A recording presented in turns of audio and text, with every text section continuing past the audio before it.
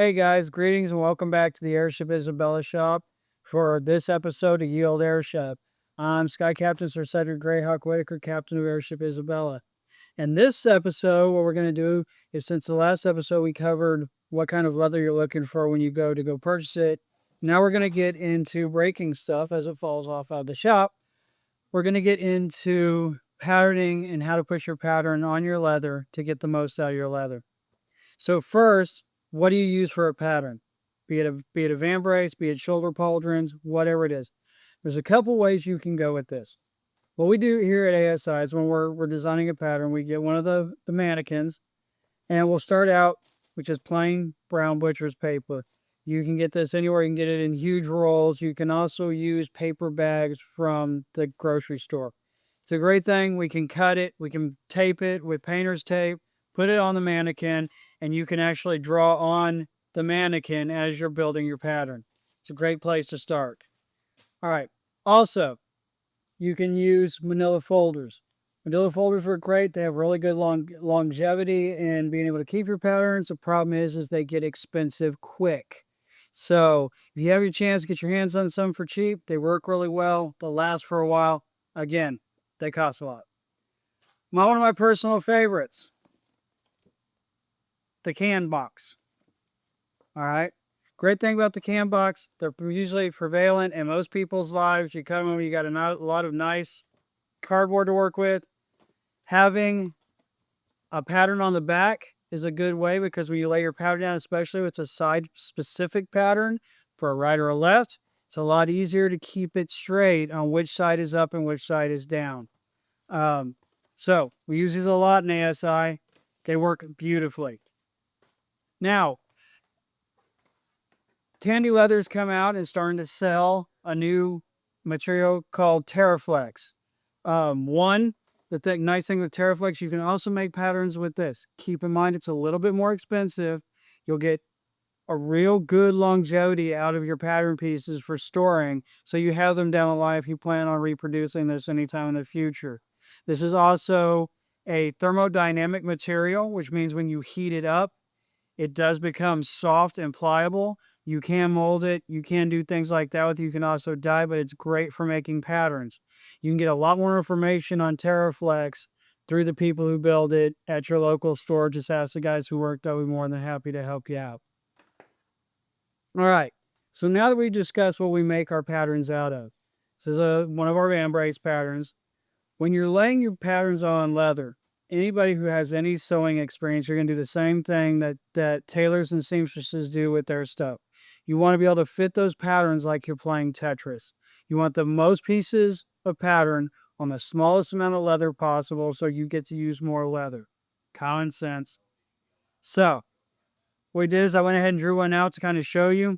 You're going, like I said, you're going to be playing Tetris when you're doing this. Take a couple minutes to move your pattern pieces around to figure out the best way to get the most pieces on there on your sheet of leather. Remember, like we talked about in the first episode, you're going to be dropping a lot of coin on this piece of leather. You want to get the most out of it. So that covers basic patterning, materials for making patterns, and laying your patterns out on leather. Next up we're going to go and talk to is a little bit of cutting. All right, guys, so you set your stuff out on your leather. You got your patterns all laid out. You know what you're doing. Keep in mind, here's one little trick that I do a lot of. Right on the back of your leather when you're laying your patterns down, you can use normal ballpoint pens. Sharpie markers work great. But if it's a left or a right side, get in the habit of an L or an R, just to keep you, when you get all these patterns out and you're laying them and you're cutting them, you know what goes where. All right. You can always dye over the back if you want to keep that L or that R covered. Not a big deal. You can dye the back of the leather. Easy peasy. So what do you cut your leather with? Well, that's a good question. So you got a couple choices. You can go and get you leather scissors. Okay. Any of the shears that are out there work. The nice thing with these is they are knife edge instead of scissored edge. Now, one thing, do not let your teenage daughter grab these for school and cut a piece of paper with them. The second they touch a piece of paper, they will never cut another piece of leather again until you get them resharpened. Keeping in mind, these are knife edge, not scissored edge. So keep these away from anything that resembles paper. They only cut material and leather. Trust me on this one. All right. You can also use any form of X-Acto knife that's out there. Works really great. My personal favorite, box cutter knife, replaceable blades, will cut through leather beautifully. This one is one I picked up from Tandy.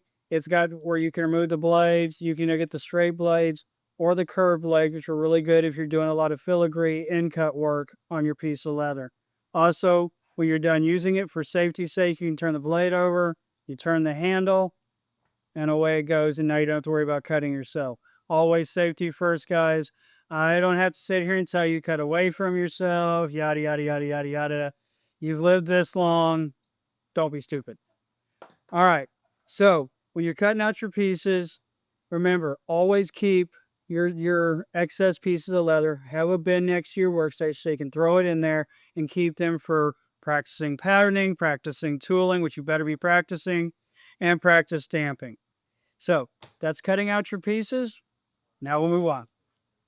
All right, guys. So once you cut your piece, we're going to go into edging and rolling the edge of your material and some of the tools that go into it. Now, some of these tools, we will get into more in-depth detail in our Tool of the Week segment. But right now, I want to talk about edging, and it's an important thing because a lot of people don't do it. When you cut your leather, you'll see on here the leather is square. If you put this on a vambrace, you put this anywhere where it's laying against your skin, it's going to sit there, it's going to chafe, it's going to rub, it's going to cause blisters. So you spent all these hours making this amazing, beautiful artwork that within 20, 30 minutes of wearing it at a convention or wherever you're wearing it, you're not going to wear it anymore because it's going to hurt. Take a couple minutes, bevel your edges, roll your edges. It's a hell of a lot more comfortable, and it looks professional. It makes the edge give it that nice professional finish look. So, some of the tools you're going to need. There are a couple different sets of tools that you can get to bevel your edges. The first are some of the more old school tools that are sold by Tandy. You have the regular bevel edge beveler. They range from 0.0 all the way up to, I believe, 5. You also have what's called keen bevelers. Same concept, except the back is different designed and engineered so you can make turns and curves with these. There's all kinds of things you can do with these tools. We'll go into more detail in further episodes. Here's one of the tech street tips that we do here around the shop. If you'll notice on my wood-handled tools, I've taken a sander to them and sanded them where my fingers go and where they go in the palm of my hand. It makes the tools more comfortable to hold for long periods of time. Just a little street trick to work with your tools. Now, Tandy has just released their Pro series of tools, which includes the rubber, nice, ergonomic edge bevelers. They go from 0.0, all the way up to, I believe, a number 5 for taking really big edges. So it's good to have the whole collection of edge bevelers for different thicknesses of leather. And there's some give or take on what number you use with what leather. Practice with them, do a little bit of research, and find which one you like the best. So what we're going to do is I'm going to show you how to bevel your edges, and then we're going to go into rolling your edges and the tools you use for that. All right, so this is the number 1 edge beveler, one of the ones I use the most of on my 6-7 ounce leather. So what you're doing, there's a couple things and I'm going to bring up a safety point here, guys. Keep in mind the little points on these are not your cutting edge, but they're uber sharp. Okay, and when that tool slips and your hand happens to be right here as you're working, it's going to go into your finger. Trust me, there's lots of screaming, there's blood, there's crying, there's acting like a little girl. I do it all the time. Watch your hands, watch where your hands are. These will slip on occasion. When they do, they'll go into your hand. So pay attention to what you're doing. Especially if you remember on our first episode, we talked about leather where the back has looser fibers. These will have a tendency to slip a lot better on those loose fibers. So keep that in mind. Now, in this shop, again, if you ask any leather worker out there, there's different ways to do the same technique. When I edge bevel, most of the time, I go forward. You want your tool at about a 40-degree angle, and all you're doing is you're taking that corner off, okay? We call this leather poop. All right. So you're just taking that edge off on both sides, both the grain and the flesh side. You're just taking it off and taking that corner off, so you're starting your roll on the edge of your leather. Okay. Now, if you ever watch any of some of my other artists, instead of going pushing forward, they will pull towards themselves and gain the same technique, 40-degree angle, and take that corner nice and clean off.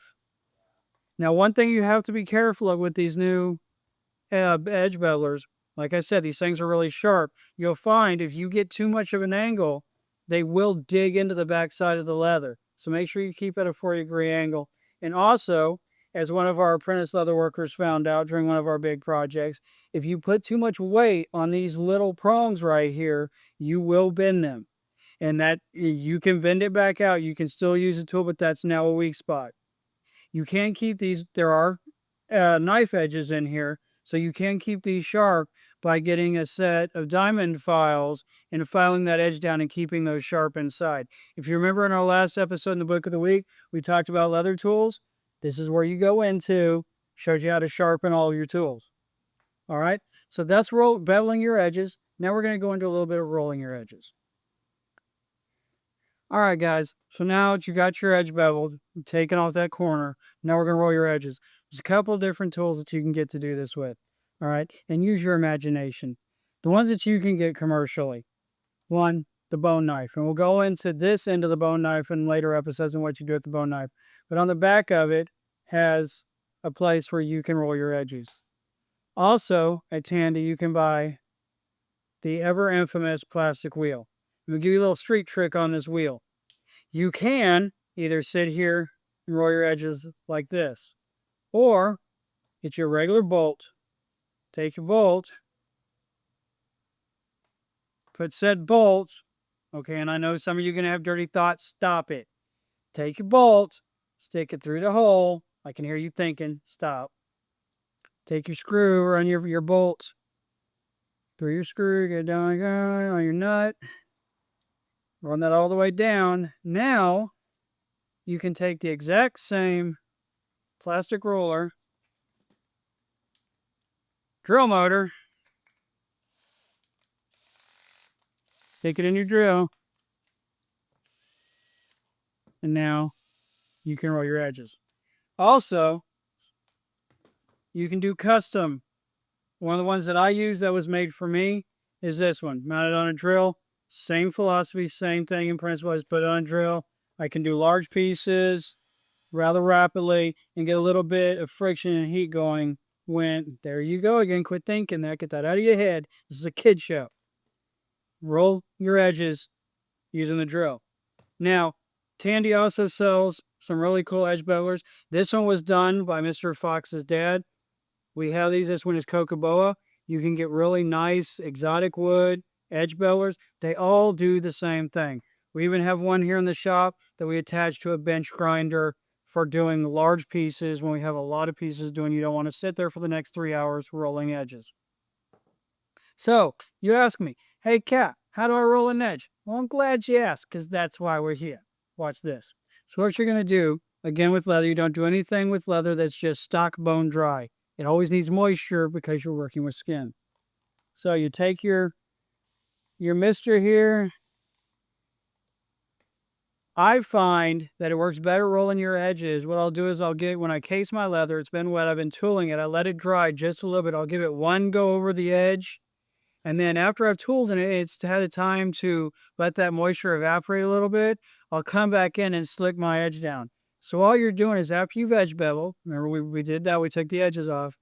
You're taking your tool, and you're just sitting here, and you're working that edge down and rolling it over. Put a little muscle into it, get a little bit of friction going. Quit, I heard you thinking it. A little bit of friction going. We'll start to roll that edge over. You'll start seeing that you'll start to get a nice glassy finish.